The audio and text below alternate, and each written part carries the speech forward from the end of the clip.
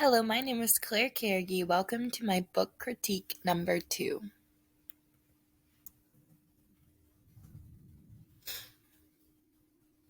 The book I have chosen for my featured text is the Caldecott Award winner Where the Wild Things Are, written and illustrated by Maurice Sendak. This book has a reading level for kindergarten. The genre is children's picture book. The story follows a young boy named Max, who, after a fight with his mother and in a fit of rage, imagines sailing away to an island full of mysterious and scary creatures called the Wild Ones. The Wild Ones attempt to scare Max with their claws and their teeth. Max is not frightened and quickly befriends the Wild Things.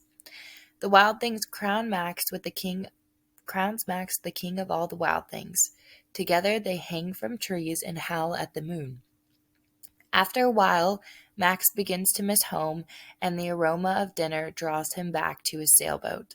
He says goodbye to the wild things and sails home to his mother, who loves him very much. I chose this book because there are important lessons to be learned, such as never judging someone by their appearance and learning to handle our emotions. Oftentimes, our emotions can get the best of us, and it is important to learn how to control them. This is a great appropriate way to introduce kindergarten to building control over their emotions and never judging someone by the way they look. Max, at first glance, though the wild things were scary and mean because of their teeth and claws, after he got to know them, he realized they were fun and nice. Therefore, this book helps students to be kind to everyone no matter what they look like. For this book, I've created a lesson plan for kindergarten and first grade.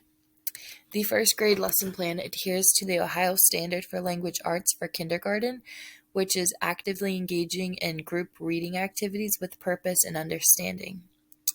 First, the students will read the book aloud, and the teacher will point out key words such as roar and wild. The teacher will also point out differences between Max and the wild things, such as Max is human and the wild things are beasts. Students will also be asked to repeat specific sentences from the book after the teacher reads them. Then students will break into guided groups and create a Venn diagram using Canva of words that describe Max and the wild things. The second lesson plan I've created adheres to the Ohio Standard for Fine Arts and Drama for first grade, which is identify the characters, time, place, and major events and stories. Students will engage in a discussion about the characters within the book, the setting, and major events. Students will then break into small groups and will be given one of the 3 major characters. Students will create a reader's theater telling the story from their character's point of view. The students will choose one major event and act out that scene. Students will then engage in a closing discussion on the events within the scene. For this book, I have created a Canva Venn diagram comparing Max and the wild things. Students are tasked with creating their own Canva Venn diagram of the characters and listing as many differences as they can. The Venn diagram helps students to compare and contrast important characters, and this helps them to understand the story and the meaning behind the characters better. The second book I've chosen is Moon Over Manifest, written by Claire Vanderpool.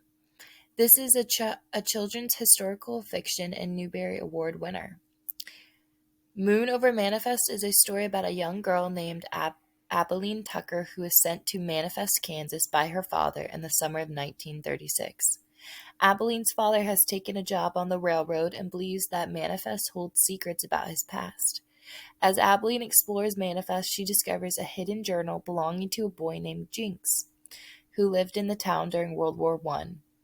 Through Jinx's journal entries, Abilene learns about the town's history. She sets out to uncover the truth about her father's connection to the town.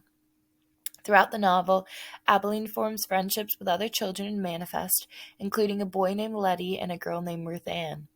Together they embark on adventures and uncover secrets about the town's history, including the role it played in supporting soldiers during the war.